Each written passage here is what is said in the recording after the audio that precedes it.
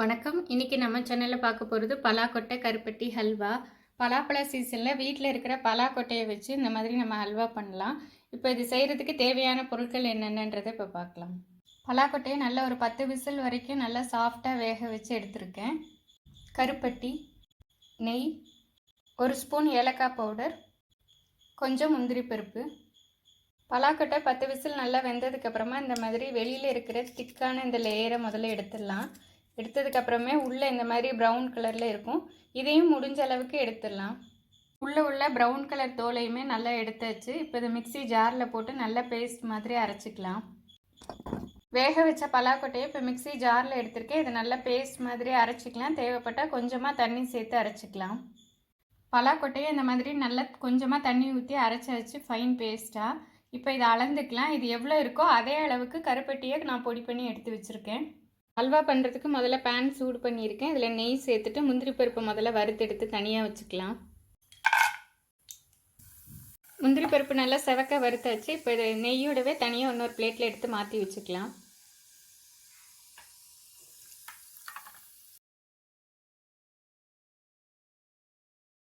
வேறு ஒரு பாத்திரத்தில் நம்ம எடுத்து வச்சுருக்கிற கருப்பட்டியை சேர்த்து அது கூட கொஞ்சமாக தண்ணி ஊற்றிருக்கிறேன். இப்போ இதை நல்லா கொதிக்க வச்சு மண் இல்லாமல் வடிகட்டி எடுத்துக்கலாம். கருப்பட்டியை இந்த மாதிரி வடிகட்டி எடுத்து வச்சாச்சு. இப்போ ஹல்வா பண்ணிடலாம்.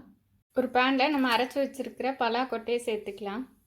அது கூடவே நம்ம வடிகட்டி வச்சுருக்கிற கருப்பட்டியும் சேர்த்துடலாம்.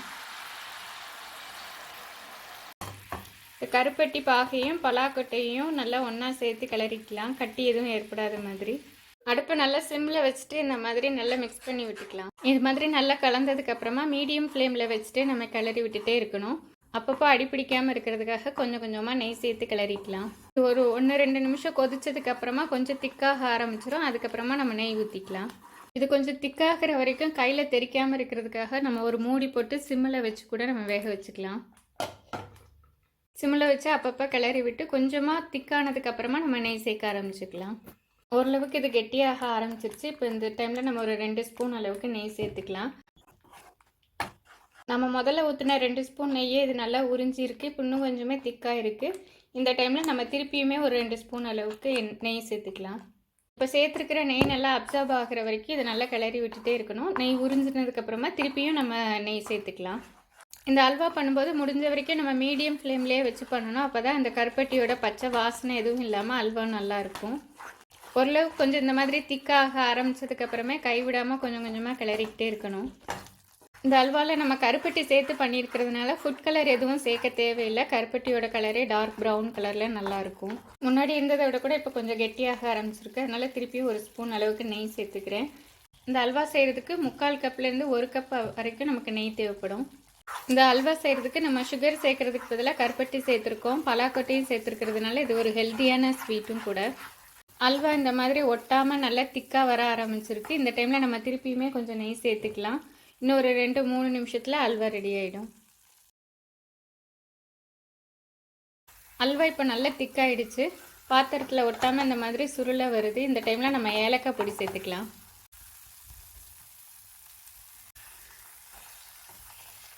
நம்ம முதல்ல சேர்த்துருந்த நெய் கூட இப்போ பிரிஞ்சு வர ஆரம்பிச்சிருச்சு. ஹல்வா நல்லா பாத்திரத்தில் ஒட்டாமல் இந்த மாதிரி நல்லா சுருண்டு வர ஆரம்பிச்சிருச்சு.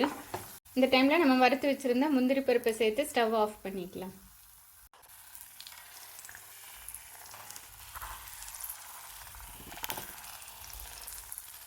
பலாக்கொட்டை கருப்பட்டி ஹல்வா ரெடி ஆகிடுச்சு. சீனிக்கு பதிலாக நம்ம கருப்பட்டி வச்சு செஞ்சுருக்கிறதுனால இது இன்னுமே கொஞ்சம் நல்ல ஹெல்த்தியான ஸ்வீட்டும் கூட.